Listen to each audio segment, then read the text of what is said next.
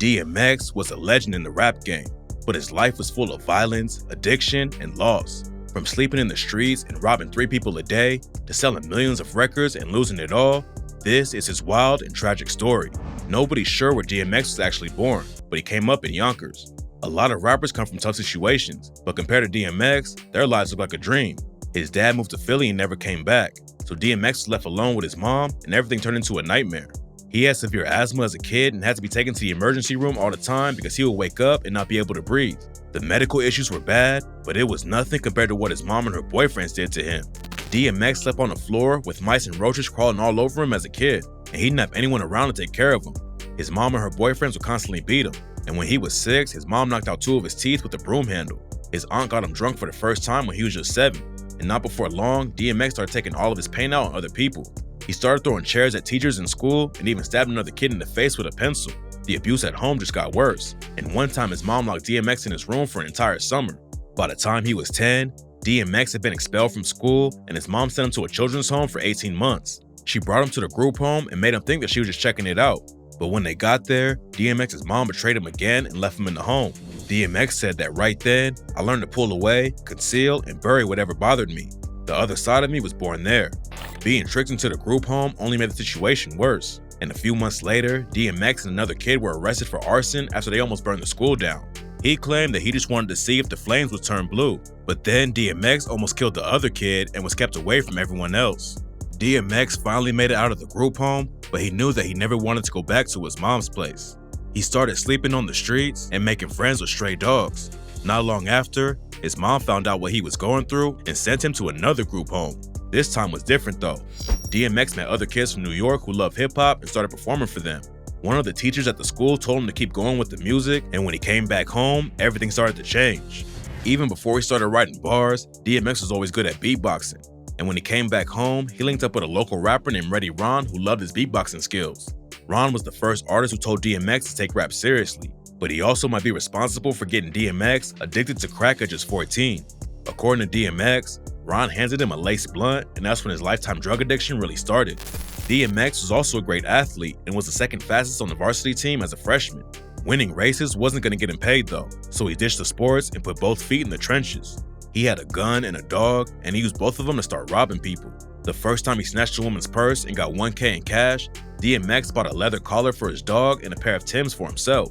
And after that, robbing became like a full-time job. DMX was robbing 3 people a day. He'd follow other kids in the morning before school and find one. Then he'd find someone else to jack in the afternoon after school, and one more at night. The cops ended up killing his dog, and DMX started stealing cars. And after the cops booked him for stealing a whip in the Hamptons, he got put into solitary confinement for the first time. He had already been in and out of jail, but getting stuck in solitary was way different. Solitary can really wreck your mind, but DMX said all of the abuse he went through before helped prepare him for it, and he ended up taking his pen game to a new level. In his autobiography, he said, "I produced pages of lyrics alone in that box. I shifted flows, changed styles, tried to experiment with new ways to win a battle or excite a crowd." DMX spent the next 4 years going to jail, getting out and winning rap battles, then going back in for robbing people. He didn't stay free for long, but everyone in the city knew how much potential he had. In '88, he linked up with another New York rapper named K Solo and started recording his first mixtape to sell on the street. He dropped a demo tape a few years later, and in '91, The Source magazine featured him in its unsigned hype column, which put the spotlight on the best rappers in the game who didn't have a label deal.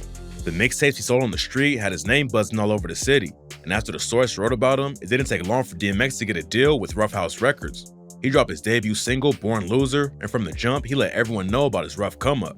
On the track, he said, "No time for laughter, this shit's for real. Ribs are showing through my back, cause I haven't had a meal. In about a week, you can see my bones in my hands. The raccoons beat me to the garbage cans." Right when it looked like he was about to break through, DMX had another setback. Rap fans knew he was on another level, but the single didn't rack up a lot of sales, so Rough House dropped him from the label. For the next 5 years, DMX was in and out of jail and getting deeper into drugs. The dudes who started Rough House Records left New York and went to Baltimore, and eventually they found DMX strung out in a crack house and brought him to Baltimore with them. He stayed in stash houses with his dog and wrote raps using candles for light. Then he would go out and destroy other artists in rap battles. DMX traveled all over and crushed everyone, and it almost got him a deal with Suge Knight at Death Row Records. Unfortunately, the contract didn't work out though, so DMX went back to robbing. One time a teenager had his jacket stolen, and the family thought DMX was behind it. So they hunted him down and beat him up so badly that he had to spend 2 weeks in the hospital and had his jaw wired shut. At that point, it looked like DMX would never escape the streets. He had been trying to break into the industry for years, but it never worked out even though everyone knew how skilled and unique he was. But while he was still recovering from the beating, everything changed. Irv Gotti convinced the president of Def Jam to go watch DMX in the studio. He still had wires in his jaw, but he laid down such a wild performance that it earned him a Def Jam deal basically on the spot. And what went down next is one of the most legendary runs in the history of the rap game. DMX spent 2 years working on his first album, but before it dropped, he already had his name buzzing from features with dudes like Mace and LL Cool J. When DMX dropped It's Dark and Hell Is Hot in '98, it debuted at #1 on the Billboard 200 chart and racked up millions of sales. Having your first album pop off like that is crazy, but what he did next made history. Just a few months later, DMX dropped his second album of the year, Flesh of My Flesh, Blood of My Blood, and went platinum again. He became the first living rapper to go platinum twice in the same year, but he was still just getting started. 1 year later, he dropped And Then There Was X and debuted at #1 for the 3rd time in a row. He picked up 2 Grammy nominations and went 6 times platinum. DMX had completely taken over the game, but his past was still coming back to haunt him. He went back to jail a few more times for drugs, animal cruelty, and driving without a license, even though he was one of the biggest artists in the world. He got back in the booth and dropped another #1 record in 2001, but he still couldn't stay out of trouble. In 2002, he pleaded guilty to animal cruelty, disorderly conduct, and drug paraphernalia charges. He got lucky and didn't end up back in jail though. And the next year, he made history again when he dropped his 5th album and became the only rapper to debut at #1 with their first 5 records. DMX has cemented his status as a legend, but unfortunately, all of the success didn't help him escape his problems. After his 5 #1 albums, everything fell apart and he only dropped 2 more projects before he died in 2021. He was constantly getting locked up, and by the end of his life, DMX had been arrested 30 times. He could never shake the drug addiction either, and in 2016, he almost died in a hotel parking lot but was saved by first responders. DMX racked up millions from the rap game, but he lost it all and filed for bankruptcy 3 different times. One of the biggest expenses he had was his kids. He was the father of at least 17 kids with 11 different women, and the child support payments definitely helped empty his pockets. At one point, he was the hottest rapper in the game, but unfortunately, DMX never really got the help he needed and everything went downhill at a crazy pace. Fans were always hoping he would get better, but then in 2021, he suffered a massive heart attack and went into a coma. For a few days, there was still hope he would make it out, but on April 9th, he was pronounced dead at 50 years old.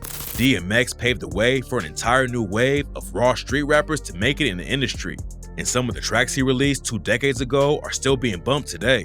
He fought his way out of a brutal life and took over the game, but tragically, he still never found a way to move on from his past, and the rap game lost another legend.